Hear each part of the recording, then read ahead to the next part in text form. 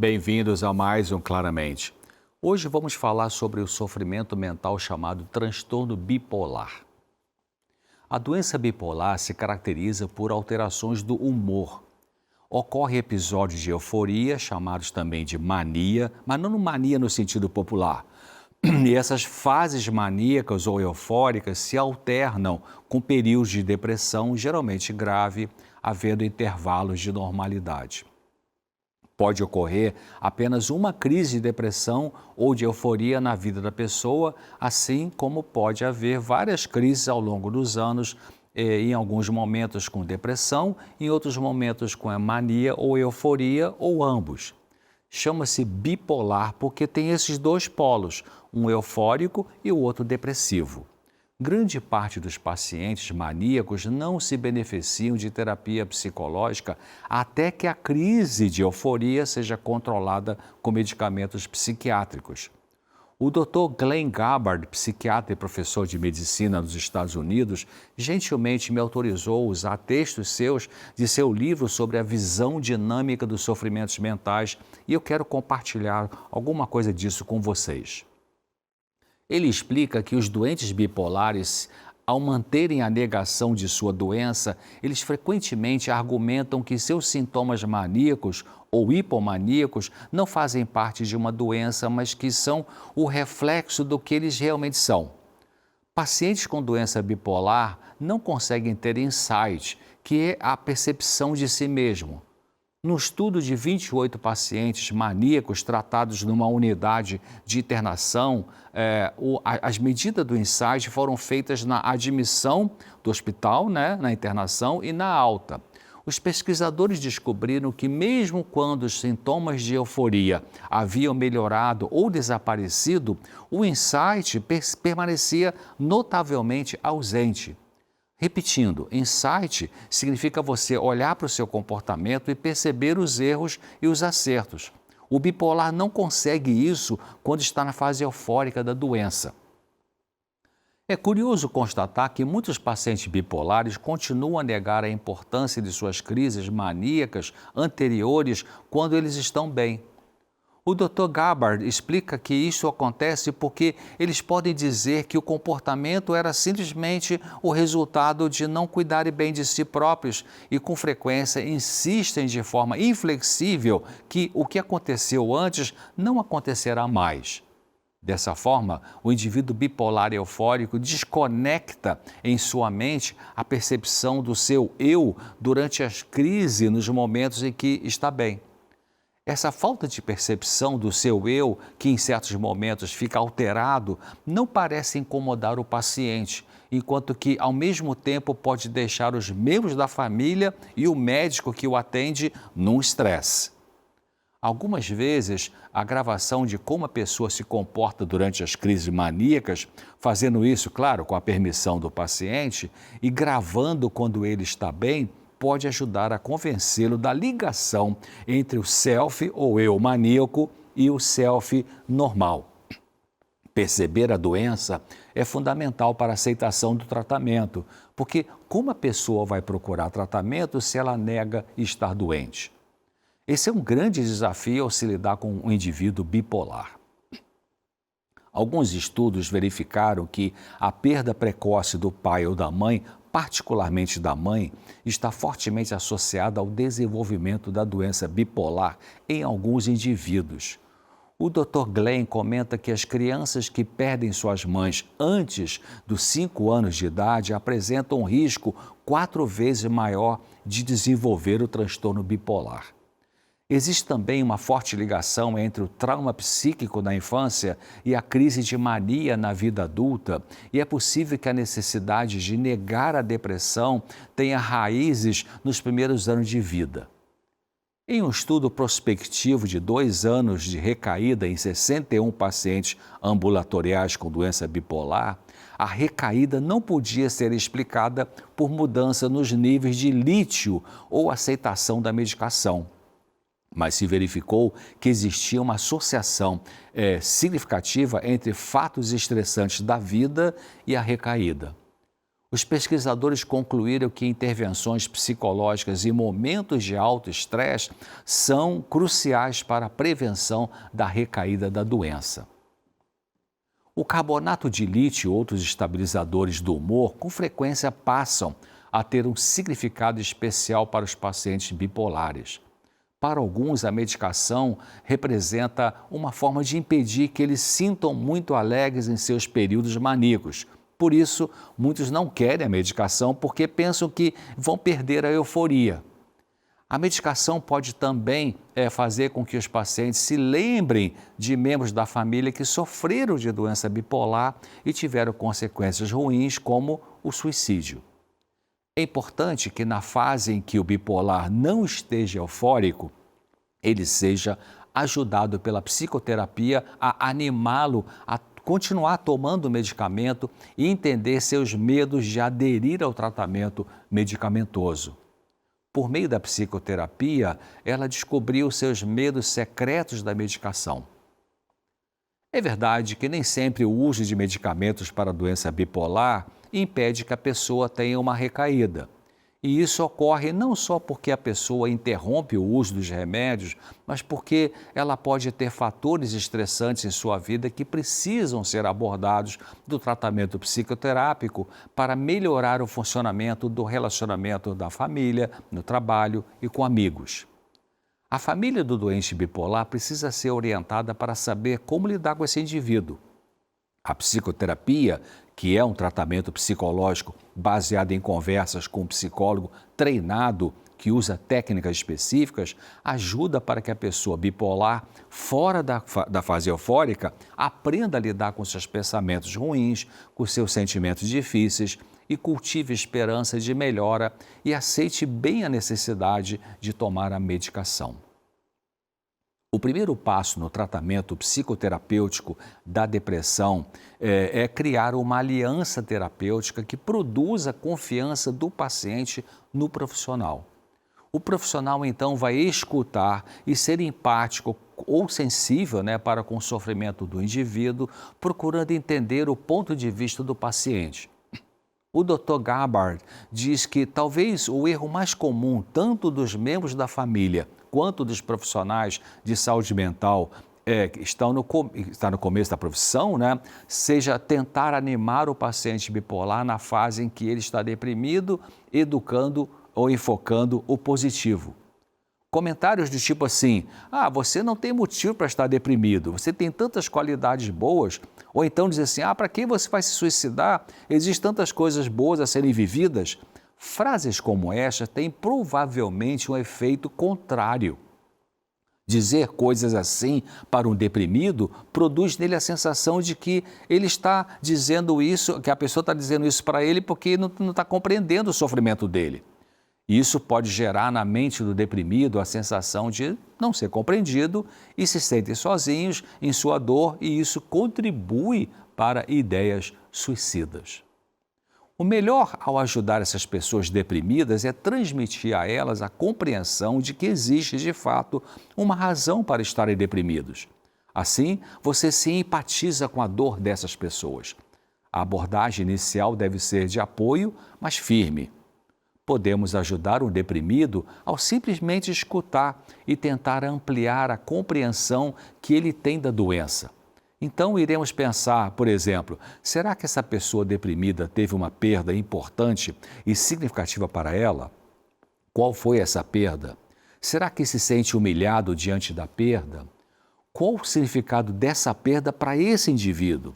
Ocorreu alguma coisa grave em termos de trauma na infância ou na adolescência dele ou dela?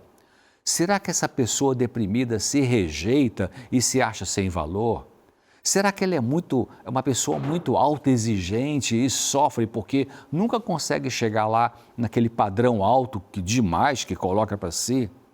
Será que o deprimido tem uma forte ansiedade por ser amado e, ao ter perdido alguém importante em termos de fonte de afeto, se sente desesperançado? Outras perguntas para entendermos as respostas na vida do deprimido podem ser, por exemplo, será que essa pessoa passou a vida toda dependente de alguém que era dominador e com isso não desenvolveu a sua individualidade e com isso não conseguiu realizar sonhos e desejos? A pessoa se sente fraca, desamparada e sozinha? Será isso? Então, num bom tratamento psicológico, a psicoterapia, o profissional explora esses temas escutando o paciente. Falar vai ajudar a curar. E falar ajuda a pensar. E pensar ajuda a entender de onde vem esse sofrimento. Será importante entender que eventos aparentemente precipitaram a depressão. Existe culpa ligada à agressão ou raiva e, portanto, o paciente tem essa raiva embutida aí? Então, a parte central da abordagem psicodinâmica com os pacientes deprimidos está, então, ligada ao estabelecimento do significado interpessoal e o contexto da sua depressão. Um caso clínico citado pelo Dr. Garbard conta que um senhor era um químico respeitado que precisou de hospitalização quando ficou deprimido e com risco de suicídio quando ele tinha 41 anos de idade. Enquanto ele era paciente ambulatorial, de consultório, todas as medicações antidepressivas conhecidas foram tentadas em doses terapêuticas corretas. Nenhuma das intervenções produziram um mínimo de alívio na depressão. Todavia, o paciente continuou a dizer que era vítima de um desequilíbrio químico, que o médico tinha a responsabilidade de restaurar. Ele se queixou de insegurança, sentimento de desvalia, incapacidade de dormir, incapacidade de trabalhar, de se concentrar e desesperança em relação ao futuro. Algumas pessoas, de forma inconsciente, procuram obter algum tipo de ganho ou vantagem com a sua doença. Nós chamamos isso em psicologia de ganho secundário. Alguns indivíduos depressivos nunca deixam de fazer com que seu companheiro, em geral, e todo o seu ambiente, especialmente os filhos, se sintam culpados. O esposo ou esposa desses pacientes rapidamente ficam aborrecidos e podem começar a agir de forma cruel e negligente por causa de seus sentimentos de inadequação, machucando a pessoa deprimida quando ela está mais necessitada e vulnerável. As pessoas que tratam o paciente podem cair num padrão semelhante, se tornando sarcásticas ou frias pelo fato de seus pacientes repetidamente rejeitarem a sua ajuda. Pacientes deprimidos despertam muita hostilidade e sadismo nos membros da família e os psiquiatras e psicoterapeutas devem auxiliar os familiares a superar sentimentos de culpa em relação a essas reações, de forma a poderem encará-las como respostas compreensíveis num membro deprimido da família. Também no tratamento do transtorno afetivo bipolar, os medicamentos são importantes e a pessoa vai precisar de um antidepressivo estabilizador do humor, como carbonato de lítio e às vezes neuroléticos. É importante lembrarmos que os mesmos medicamentos produzem resultados diferentes para pessoas diferentes e não devem ser tomados sem prescrição médica. Não é verdade que as pessoas com doença bipolar têm lítio em baixa quantidade no sangue e por isso ficam doentes. O lítio é um elemento mineral e a sua necessidade no nosso organismo é muito pequena. Para o tratamento da doença bipolar, usando o lítio, o que se usa é o carbonato de lítio, que é altamente tóxico, embora com bons resultados na fase eufórica. O médico responsável pelo tratamento deverá solicitar periodicamente exames de sangue para o controle do nível do lítio no sangue, buscando uma dosagem eficaz do carbonato de lítio. Então, não se automedique. Não tome medicamentos sugeridos por pessoas leigas, mesmo que elas ou conhecidos delas tenham obtido bons resultados. Ajuda muito que a pessoa efetue mudança no estilo de vida, aceitar as limitações, eliminar o consumo de substâncias nocivas à saúde, como café e outras bebidas com cafeína, não ingerir bebida alcoólica, ter horários fixos para alimentar-se, tomar 3 refeições ao dia, né? Um bom de jejum, um bom almoço, um jantar leve aí, umas 3 horas antes de dormir. E também nos intervalos de 5 horas entre uma refeição e outra é importante fazer isso. Tome muita água, né, pura nos intervalos. Caminhe pelo menos 30 minutos por dia, 5 vezes por semana. Procure dormir em horário regular antes das 11 da noite e adote uma dieta, se possível, vegetariana, evitando produtos de origem animal. Vai melhorar o contato também, você melhora aí com as pessoas, desenvolva uma filosofia espiritual de vida. Estudos científicos mostram que os que praticam uma fé religiosa têm melhores resultados na saúde geral. Bom, era isso que eu queria falar para vocês hoje. Foi um prazer ter a sua companhia. Espero você aqui no próximo episódio, se Deus quiser. Tchau. Obrigada, doutor César, que volta na próxima sexta-feira com Mais Claramente. Mas lembrando que se você quiser rever algum episódio, é só acessar o nosso canal no YouTube. Combinado? Vamos agora ao nosso boletim de saúde com as principais informações da semana.